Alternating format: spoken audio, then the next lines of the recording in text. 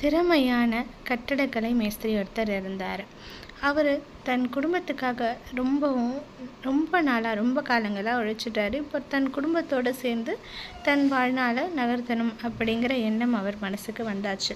அதனால் தன் முதலாளிக்கிட்ட தன் விருப்பத்தை சொல்கிறாரு. முதலாளிக்கு அவரை வேலையிலேருந்து அனுப்புறதுல விருப்பம் இல்லை. இருந்தாலும் தன் நேர்த்தியான கலைஞரோட விருப்பத்தில் தடை சொல்ல விரும்பாததுனால அவர் என்ன சொல்கிறாருன்னா, சரி, உங்கள் விருப்பத்துக்கு நான் சம்மதம் சொல்கிறேன். ஆனால் நீங்கள் விருப்ப ஓய்வில் போகிறதுக்கு முன்னாடி எனக்கு ஒரு உதவி செய்யணும். அதாவது உங்கள் நேர்த்தியான வடிவமைப்பில் செய்யப்பட்ட ஒரு வீடு எனக்கு வேணும். அதை செஞ்சு கொடுத்துட்டு நீங்கள் ஓய்வில் போகலாம் அப்படின்னு சொல்கிறாரு முதலாளி.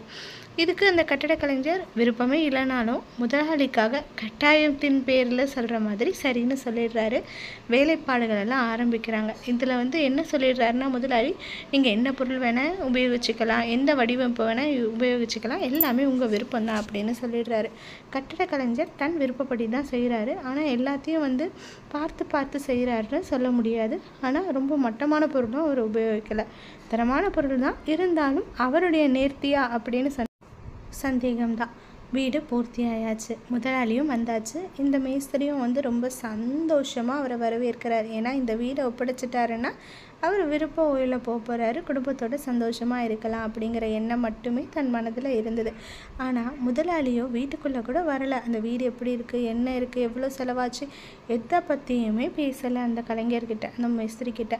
மாறுதலாக அந்த வீட்டோட சாவியை எடுத்து அந்த கட்டட கலைஞர் மேஸ்திரி இருக்கார் இல்லையா, அவர் கையில் சந்தோஷமாக கொடுத்து, இந்தாங்க, நீங்கள் எனக்கு இவ்வளோ நாளாக உறுதுணையாக இருந்திருக்கீங்க. அதுக்கு வெறும் நன்றியோ காசாக கொடுத்தா அது என் மனசுக்கு ஒப்புதலாக இருக்காது.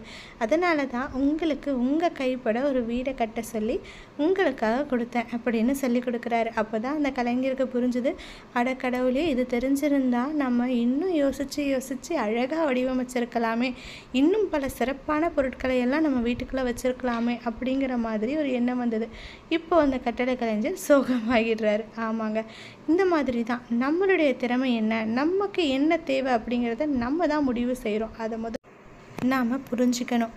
நமக்கு என்ன வேணும், அதாவது இதுதான் நம்ம தகுதி அப்படிங்கிற நிர்ணயிக்கிற ஒரு முடிவு நம்மக்கிட்ட தான் இருக்குது. நம்ம தகுதி என்ன அப்படிங்கிறது நம்ம ஒவ்வொருத்தரும் தான் அவங்க தகுதியை நிர்ணயிக்க முடியும். இதை மனசில் வச்சுக்கிட்டு எல்லாரும் உயர்வான எண்ணங்களோடு இருந்து உயர்வான செயல்களை செஞ்சுக்கிட்டே வந்தால் கண்டிப்பாக வெற்றி நிச்சயம்.